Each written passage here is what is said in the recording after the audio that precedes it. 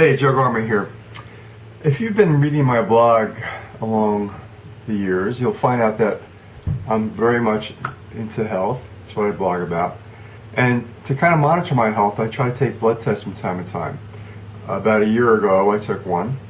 And then to see how well I've been doing, I took one in August. And I was surprised at how poor some of the results were. And I'm trying to dig into it because there's this thing that psychologists call cognitive dissonance, which is when the way you see the world doesn't seem to comport to reality.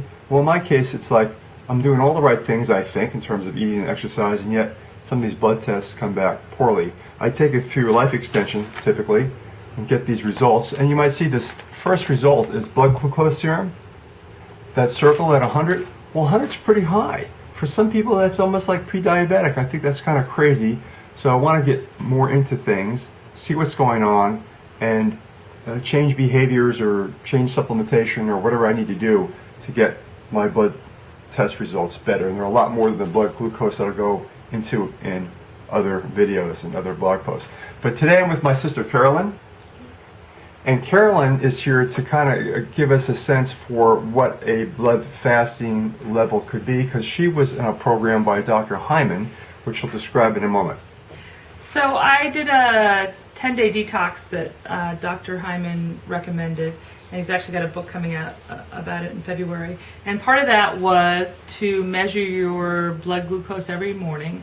So I purchased a blood glucose monitor. This one is by AccuCheck, and it has the actual monitor that does the reading. It has the thing that has the lancet, so you actually stick it in your finger and get the blood. And then these are the test strips.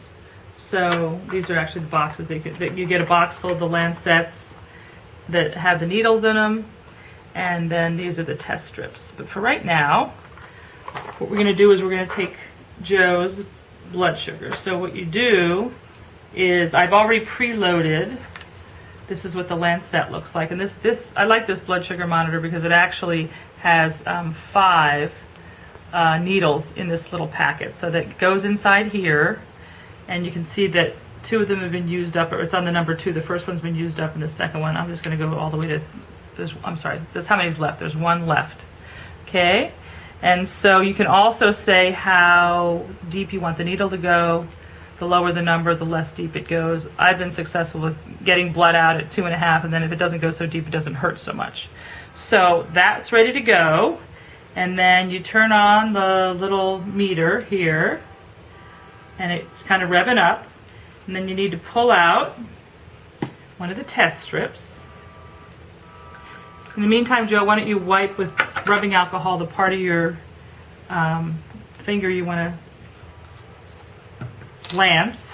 Yeah, I'd also like to make a comment about some of the value of this, because according to the research, there are a lot of people here whose blood sugar is too high because we eat too many carbohydrates in the modern diet.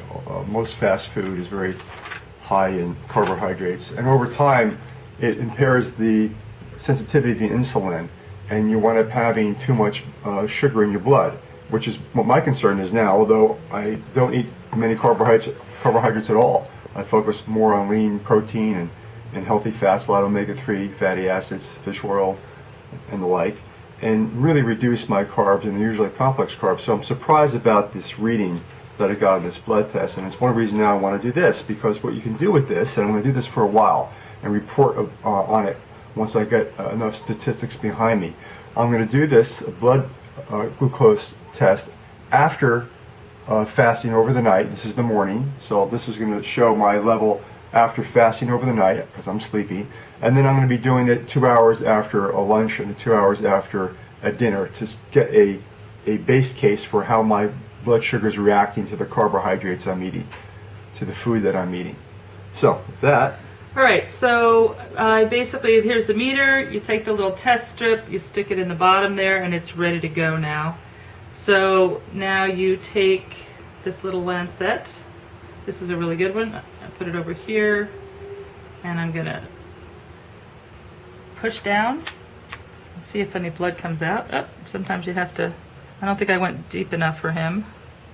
Let's see if we can get any, squeeze any, oh, blood out of there. Might have to do this. Yeah. We got All some right, blood. we got some blood. We got some blood. All right. And the reason I'm doing it on the side of my finger is because it's less sensitive Right. than the So front. you have to get enough blood to actually stick on here, which this should be enough. And you just kind of like scoop it up there, and now the meter is reading. And you can see it's thinking, and it was 110. Ouch! Ouch! Ouch, Joe! 110. Which means I'm about to die. But this could also be because we delayed filming this, and he hasn't eaten for a while. I mean, it's already almost 10:45, so that can affect it somewhat. But you haven't eaten anything yet today, so it's 110 for the first measurement. All right, so that's not good. What should the range be? It should be 70 to 100, they say. Yeah. But this is just one time. You have to really take an average, because Right. you really just can't tell from one time. All right, so the purpose of this video is just to get you thinking about this, to maybe take your own blood test, and also to let you know that there's going to be more videos as I delve deeper into this to kind of get to the bottom of what my situation is, because it doesn't make much sense unless there's a genetic factor here. And mind you, both my uncle and father had adult onset diabetes, but they had horrible diets. But still, they might have gotten it anyway. Who knows, right? So there might be a genetic dispensation for me to have adult onset diabetes. So I really got to get to the bottom And of this. all our maternal great-grandmother had diabetes, too. So let's recount what we've done here. What we've done here is we've tried to determine if this blood test was a real anomaly or not by taking this blood test. And the indication is now that my blood sugar levels might be high. To get deeper into that, I'm going to go on a program of testing them over a course of a week or two, both fasting, which is after I sleep and wake up, and after 2 meals each day, and try to get a baseline for what that is and compare it to the norm. Also, this is probably going to kick off a series of various blog posts and videos where it makes sense to get into all of these various blood indicators that I got, because there was some interesting things going on with my blood test with respect to cholesterol. The HDL was good, the LDL was good, but then the VLDL, which is a whole nother world of stuff we'll get into, there's some questionable numbers there with respect to the healthiness of the cholesterol count. And so, can I get into that sort of stuff? And at the bottom of this blog post, if you're reading this or seeing this on my site, carlmanhealth.com, I'll put a chart that shows what the norm and the high and the low is for fasting blood glucose sugar and blood glucose sugar throughout the day, so you get a kind of sense for where you should be. And hopefully this is encouraging you that if you have concerns about yourself, that you might look further into getting these sorts of products. You can get them off Amazon. I'll put links to them, and do your own testing. Over and out.